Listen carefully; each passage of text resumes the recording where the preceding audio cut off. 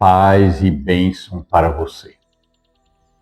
No início era a palavra, e a palavra era o Eterno, e a palavra era o próprio Eterno. Assim começa o mistério, não com um ato, mas com um som, não com uma imagem, mas com um nome, o nome de Deus. Hoje nós estamos iniciando uma nova fase em nosso trabalho. Nossos canais no YouTube, nós tivemos primeiro o canal Mistagogia, professor Marcos Silva. Depois, por um curto espaço de tempo, o canal Meditações Mahanas, professor Marcos Silva. Durante todo esse período, nós estivemos liderando o grupo de estudos da Cabala. Após a minha aposentadoria, como professor titular no Departamento de História da Universidade Federal de Sergipe, nós fomos forçados a extinguir o grupo de pesquisa, o grupo de estudos. Perdemos o vínculo com a universidade e os membros do grupo de estudos da Cabala, eles então se reuniram e decidiram criar o Centro Mahano de Cabala. De maneira que intitulamos o Centro Mahano de Cabala como Beit Hassod, Casa do Segredo, muito próprio e peculiar para aqueles que são os herdeiros da tradição do Mahanismo. De maneira que esse é o nosso primeiro encontro como líder agora do Centro Mahano de Cabala. Vocês são muito bem-vindos. Gostaria então de convidá-los a se inscreverem no meu canal, no canal do Centro Mahano de Cabala, curtirem os vídeos, divulgarem para os seus conhecidos, e nós temos agora uma alternativa consistente, academicamente apoiada, para o retorno dos Mahanos à prática de sua espiritualidade ancestral. Pois bem, hoje nós vamos falar do segundo mandamento, do Decálogo.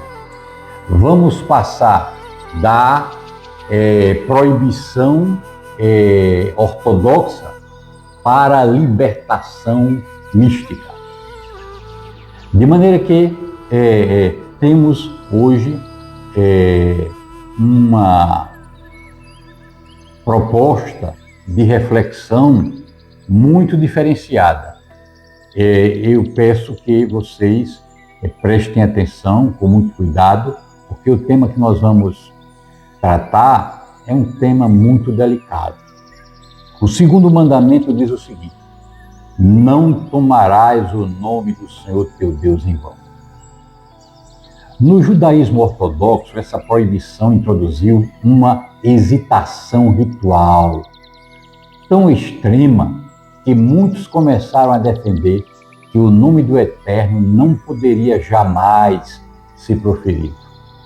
O resultado disso é que ele se perdeu, encoberto pela prudência, pela censura e pela memória ferida do povo. A proibição de pronunciar o nome, o tetragrama, foi uma medida de prevenção para que ninguém o use em vão, seja em um juramento falso, a leitura literal do mandamento, ou em qualquer outra circunstância trivial.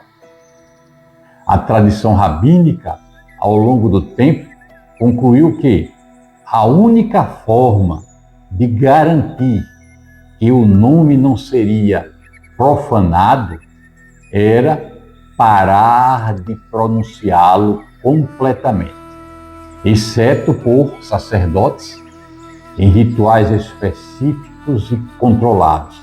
Na verdade, em um único dia, que o sacerdote pronunciava no interior do Santo dos Santos o nome divino.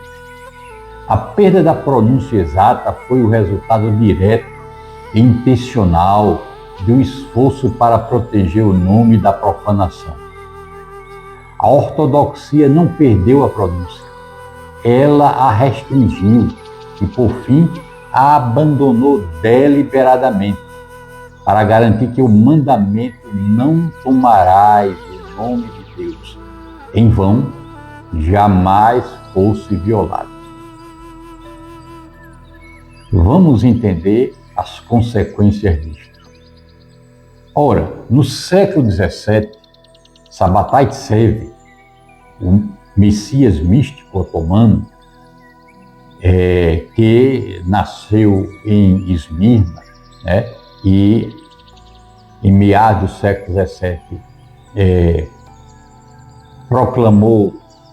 proclamou-se Messias, ele, em relação a esse ponto, reconfigurou totalmente o cenário. Sua audácia culminou num momento extremo. Ele teria pronunciado o nome divino. Isso foi uma ruptura com o silêncio reverente, uma transgressão messiânica que o tornou herético para a ortodoxia. Porém, essa transgressão messiânica o tornou sagrado para seus discípulos mais fervorosos. Para Gershon Scholem, que escreveu uma obra densa, uma pesquisa imensa sobre vida e obra de Sabbatai Tsev, o maior historiador da Kabbalah, a explosão sabbatiana foi muito mais que uma rebelião. Foi o sintoma supremo de uma tradição oculta que buscava restaurar o nome, buscava restaurar o nome perdido, o nome que se tornou obscuro por meio da transgressão ritual. Gershon Scholem argumenta em seu livro que o messianismo sabbataiano, marcado pela pronunciação do nome, representou a erosão da unidade judaica tradicional e introduziu fissuras profundas no próprio tecido religioso. Inspirado pela Cabala luriânica, Sabbatai Tsev teria atuado como catalisador do sagrado invertido, onde o Keter pode emergir do caos e o nome pode quebrar o véu apenas quando os mundos se transgridem. No corpo desta narrativa, Sabbatai Tsev não apenas pronunciou o nome como quem profana, porém, ele o pronunciou, o vocalizou como ato messiânico, um desafio ao silêncio imposto, uma reivindicação de revelação. E foi justamente essa heresia, aos olhos da ortodoxia judaica, na verdade uma heresia sublime, que mobilizou o mundo. Seguidores que continuaram a pronunciar o nome, mesmo após sua conversão ao islamismo, mesmo após a conversão de Sabbatai Tsev, seus seguidores continuaram a pronunciar o nome, crentes na revelação num grau além da lei. Sabbatai Tsev pronunciou o nome inefável como ato de fundo de uma ruptura e redenção. Gershon Scholem compreende esse ato como catalisador de modernidade judaica. E também esse foi um ato fundador de uma mística subversiva.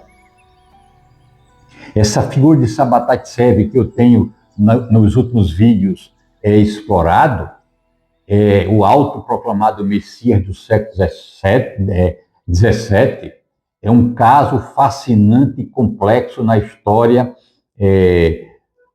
da evolução do misticismo judaico, especialmente no que diz respeito à pronúncia do nome divino. A atitude dele em relação a essa questão pode ser analisada de duas formas principais. Para os rabinos e a grande maioria dos judeus de sua época, a ação de Sabbatai Tsev foi considerada uma heresia grave. Mas lembrem, no mandamento não havia proibição de pronúncia do nome. Havia proibição de jurar pelo nome do Eterno. Assim, a pronúncia do nome divino era vista pela ortodoxia como uma violação direta da lei e da tradição rabínica, uma quebra do tabu que havia sido estabelecido por séculos. Na verdade, estava se quebrando uma tradição rabínica, não um mandamento do Decálogo. Ele chegou a pronunciar o tetragrama em voz alta, algo que a tradição considerava um pecado grave. Essa atitude era parte de um comportamento de antinomianismo, anti-lei, que ele e seus seguidores exibiam, baseados em uma teologia cabalista radical. A ideia por trás desse comportamento era que, na era messiânica, as leis e proibições existentes seriam transformadas ou até anuladas. Se havia chegado a era messiânica, Sabbatai Tzvi então estava transformando e anulando as proibições da tradição rabínica. Desta forma, o que antes era proibido se tomaria como permitido ou até mesmo um ato de santidade. Ao pronunciar o nome divino, Sabbatai Tzvi estava, na visão de seus seguidores, demonstrando o seu poder messiânico e a chegada de uma nova era. Para os seguidores de Sabbatai Tzvi, que entre os descendentes de marranos eram muitos, espalhados pela diáspora sefardita, essa atitude não era um ato de irreverência, mas sim uma demonstração de sua divindade e de seu papel como o Messias.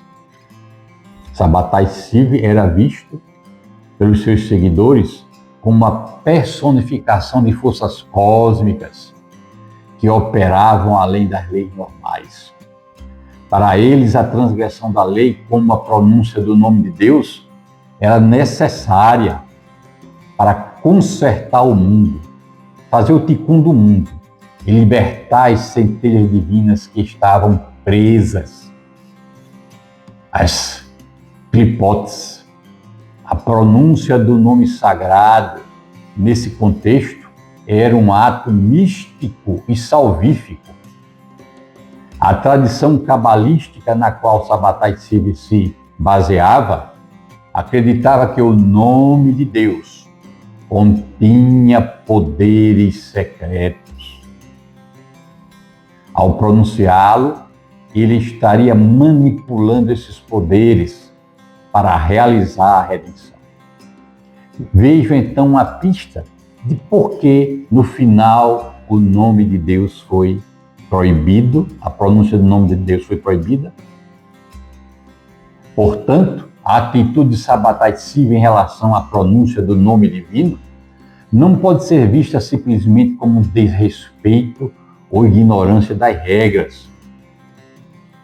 Em vez disso, ela representa um ponto central da sua teologia messiânica e cabalística.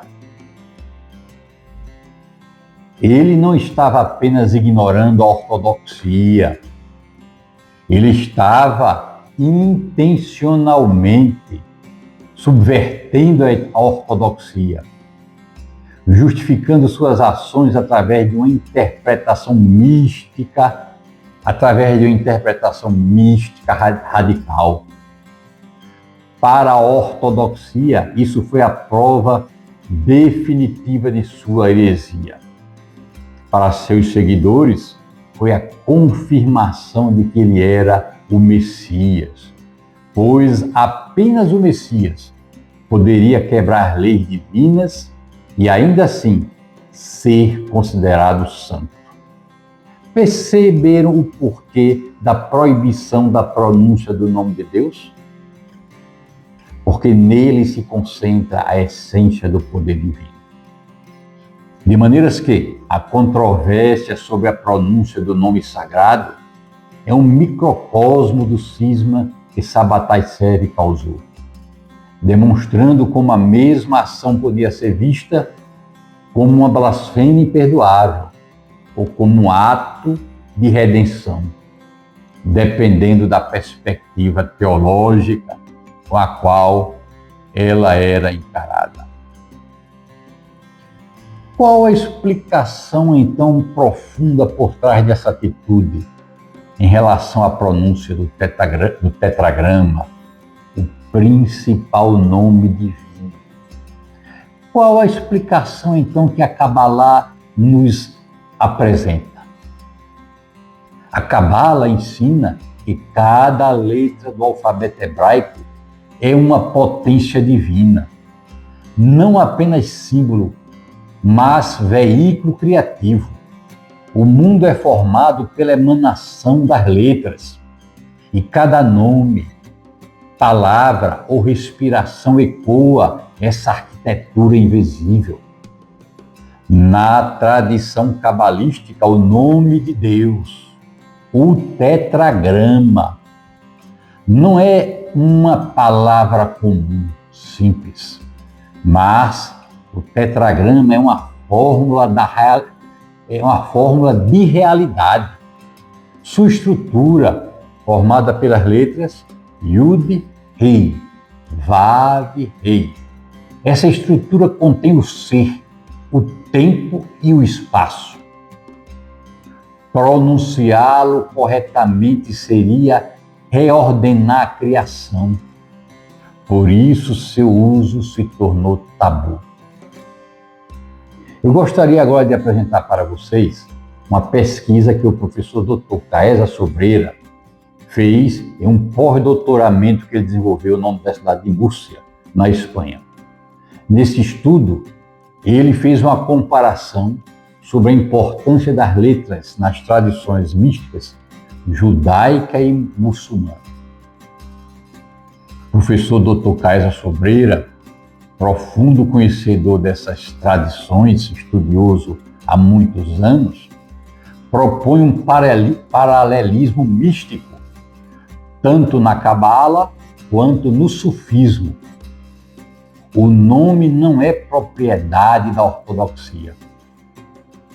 É força oculta, conhecimento escondido no corpo da linguagem.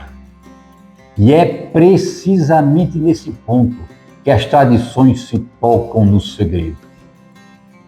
Na tradição sufi, especialmente entre os místicos persas, cada letra árabe também possui um valor espiritual, vibracional e teúrgico. Vejam como elas convergem.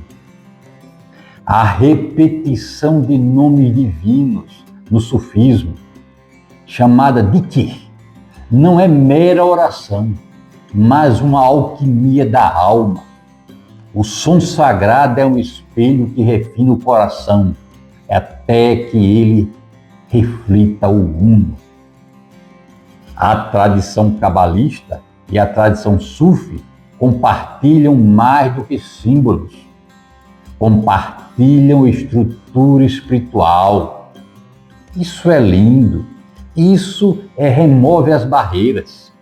Ambas as tradições ensinam a via interior, o esvaziamento do ego, o amor como meio de ascensão. Ambas as tradições, a Cabalá e o sufismo, buscam o nome não como letra morta, mas como vibração viva. Ambas reconhecem a linguagem poética, musical e corporal como meio de unir-se ao divino. Ibn Arabi e o Zohar são ecos distintos do mesmo silêncio primordial. Ambos sabem que o eterno é uno e infinitamente oculto e que só pode ser acessado pelo coração purificado. O professor Caesa Sobreira concluiu em sua pesquisa o seguinte: eu vou ler para vocês a conclusão dele deste trabalho magnífico de comparação do uso do nome divino, do uso das letras, do poder místico das letras nessas duas grandes tradições. Diz Caesa Sobreira: A base fundamental da Cabala e do Sufismo é o rigoroso monoteísmo judaico-islâmico, que deu origem às correntes hermenêuticas do judaísmo e do islã. Ambas as místicas acreditam no poder das letras de ambos os alfabetos, o judaico e o árabe, considerados expressões de um conhecimento oculto na forma física, bem como no poder criador de tais símbolos fonéticos, que, ademais, são entes vivos e conscientes, de natureza angelical. Cabala e Sufismo afirmam que as letras são os elementos fundamentais da criação, em que o universo foi criado e estabelecido através das mesmas. Judeus e muçulmanos compartilham os mesmos mitos de origem, iguais heróis civilizadores, idênticas crenças reveladas e a fé em uma e única divindade, a quem prestam adoração exclusivista. Os livros revelados de ambas as religiões começam com a letra B dos respectivos alfabetos. A Torá começa com Bereshit, Bara Elohim. No início criou Deus. O Alcorão inicia com Bismillah, Rahman e o Rahim. Em nome de Deus, o clemente, o misericordioso. Tal coincidência havia sido apontada por Ibn Arabi. Aliás, o Sheikh Akbar era mestre até no nome, pois, utilizando o conhecido recurso cabalístico, poderíamos dizer: não leia Arabi, mas sim Arabi ou Al-Rabi, o rabino, o mestre.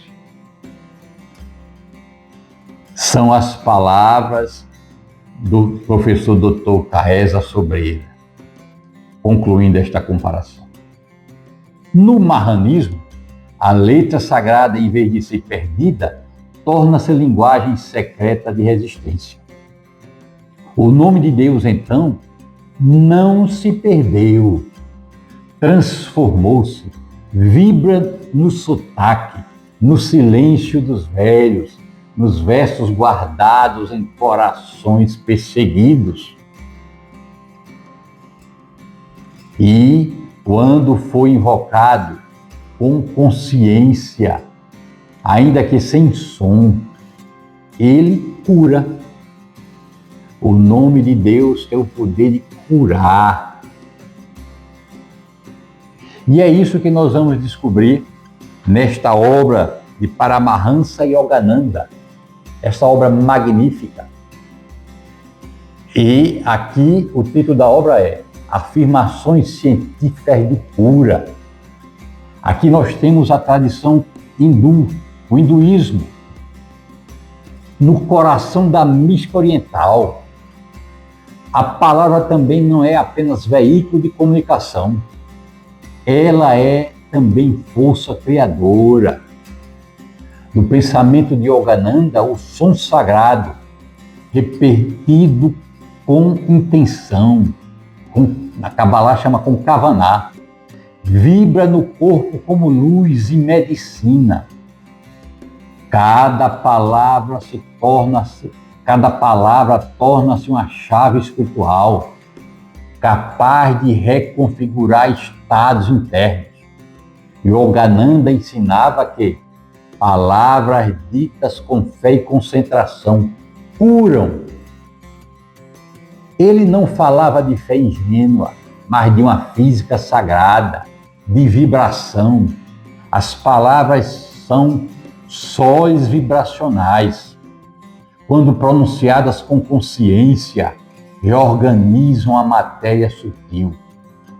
Da mesma forma, a Cabalá ensina que o nome de Deus contém em si as chaves da criação e da restauração.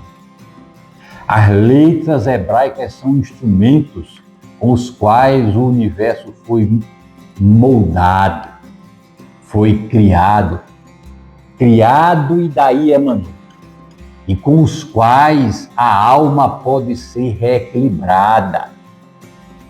Então nós temos aqui 3 tradições espirituais profundas que convergem em um ponto. O som é sagrado e o nome, quando entoado com sabedoria, é medicina.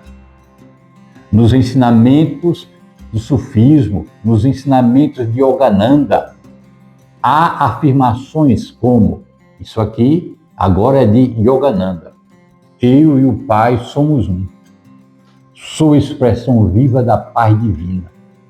O poder curador de Deus flui por mim agora.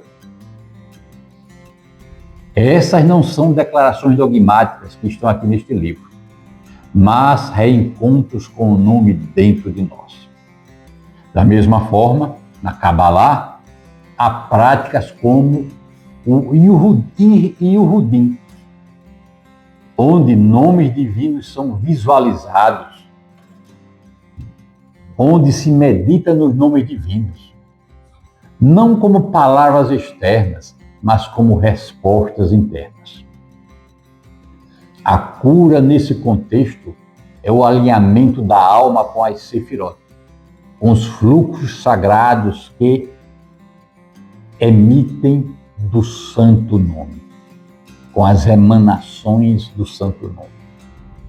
A tradição Mahana não pôde pronunciar o nome, mas pôde invocá-lo em silêncio, em metáforas, em memórias.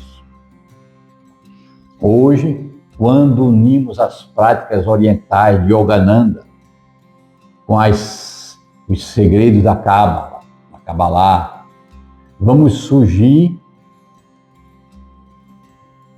fazer surgir uma nova linguagem do Espírito, que diz que a afirmação é a Midrash moderna. A oração consciente é o ego da palavra perdida. O nome não é mais impronunciável. Ele é imantado em cada respiração sagrada. O nome de Deus não se perdeu. Ele foi velado, escondido, amado em silêncio. Foi Sabbatai Tzvi quem ousou proclamá-lo. Ora, professor doutor Kaisa Sobreira demonstrou seu uso místico no sufismo, conforme a pesquisa que ele fez de pós-doutoramento na Universidade de Lúcia. E para Paramahansa Yogananda, que escreveu este livro maravilhoso, Afirmações Científicas de Cura, nos recordou que ele sempre esteve dentro de nós, esperando para ser afirmado com luz. Não tomarás o nome do Eterno em vão, não significa silenciá-lo. Não significa calar para sempre. Significa que não se deve usá-lo com ego, deve-se usá-lo para a cura, deve-se usar o nome para amar, deve-se usar o nome para lembrar do poder infinito de Deus. Esta é a perspectiva dos Mahanos nos dias de hoje. Este é o verbo dos místicos. Este é o verbo que agora ecoa em cada um de nós. Eu volto na próxima semana com mais uma meditação da Parashá. Até lá.